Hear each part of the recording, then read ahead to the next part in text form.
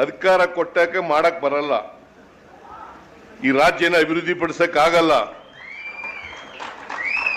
ಅಧಿಕಾರ ಸಿಕ್ಕಿದಾಗ ಮಾಡಕ್ ಆಗಲ್ಲ.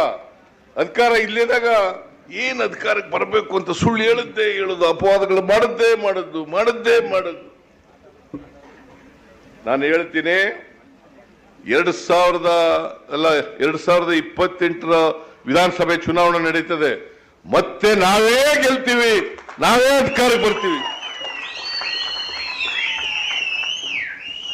ಸುಳ್ಳು ಹೇಳ್ತವೆ. ಏನೇ ಉದಯ,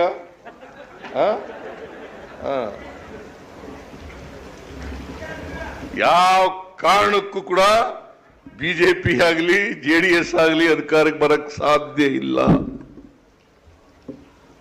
ನಾವೇ ಅಧಿಕಾರಕ್ಕೆ ಬರೋದು. ನಾವು ಒಳ್ಳೆ ಕೆಲಸ ಮಾಡಿಲ್ವಾ? ದುಡದಂತೆ ನಡೆದಿದ್ದೀವಿ. 1,22,00,000 ಮಹಿಳೆಯರಿಗೆ, ಕುಟುಂಬಗಳಿಗೆ ತಿಂಗಳಿಗೆ 2,000 ರೂಪಾಯಿ ಕೊಡ್ತಾ ಇದ್ದೀವಿ. ಯಾವ ಸರ್ಕಾರ ಕೊಟ್ಟಿತ್ತು? 1,22,00,000 ಕುಟುಂಬಗಳಿಗೆ ತಿಂಗಳಿಗೆ 2,000 ರೂಪಾಯಿ ಕೊಡ್ತಾ ಇದ್ದೀವಿ. ಕುಟುಂಬಗಳಿಗೆ 1,64,00,000 ಮನೆಗಳಿಗೆ ಫ್ರೀಯಾಗಿ 200 ಯೂನಿಟ್ ವರೆಗೆ ಕರೆಂಟ್ ಕೊಡ್ತಾ ಇದ್ದೀವಿ. ಯಾವ ಸರ್ಕಾರ ಕೊಟ್ಟಿತ್ತು? ಏನೂ ಮಾಡ್ತಾ ಇಲ್ಲ.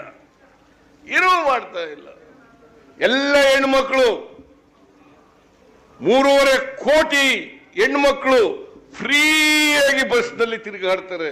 ಏನು ಮಾಡಿದ್ದಾರೆ?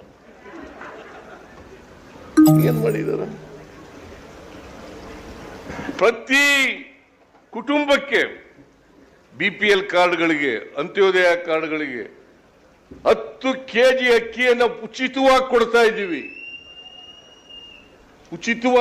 ಇದ್ದೀವಿ.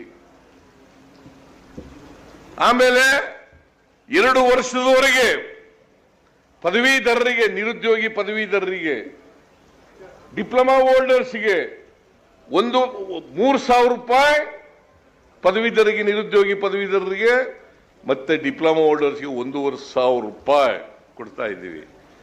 ಇದು ಕೊಡ್ತಾ ಇದೀವೋ ಇಲ್ಲ? ಕೊಡ್ತಾ